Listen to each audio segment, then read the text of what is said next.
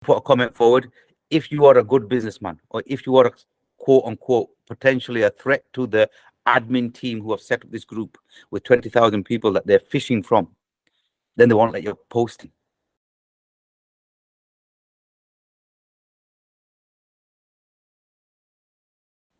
Is we started to look into it, a few friends, a bit more mature than some of the youngsters that were doing that particular, and start talking to them. And inside these Facebook groups and stuff, especially when they're private, if you send a message, the admins have to approve it. So what happens, and I've seen that across not just the halal, but we're talking about the halal market here, is a strategy. And I want the audience to, who are not as astute or who are not looking into things like this, you put a comment forward. If you are a good businessman, or if you are a quote unquote potentially a threat to the admin team who have set up this group with 20,000 people that they're fishing from, then they won't let you post it.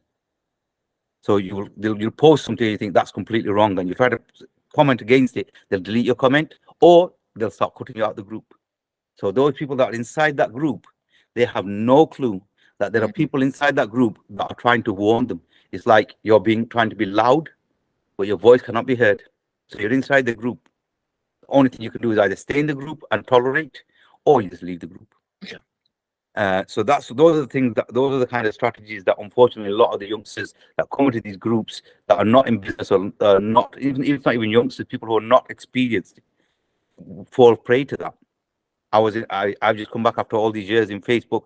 I will join this affiliate program group, and it's got about 20,000 followers, 2 or 3 people who are the key top contributors in the group, and you know that they're all in it together. You post something, they don't let you post up. Admin has denied your against terms or T's and C's, or against policies, or group rules, but you're not gone against group rules. You could message the admins and say, look, why have you not put this post up, or what are the reasons? They don't need to answer. So you get to see, again, it's another one of those closed doors where it's lock people in, manage it, control it, and take advantage of it. And you're seeing that with a lot of the ads that you see, and it's just Facebook ads, just using Facebook. There's other in Google, Instagram, etc. But we're just using Facebook as an example. And so they run Facebook ads quite cheap because it's targeted to small audiences, and they pull people in. And these ads get spread on Instagram, and you see the challenge there. The point we're here on this discussion is, how can these groups be a tool to achieve great things?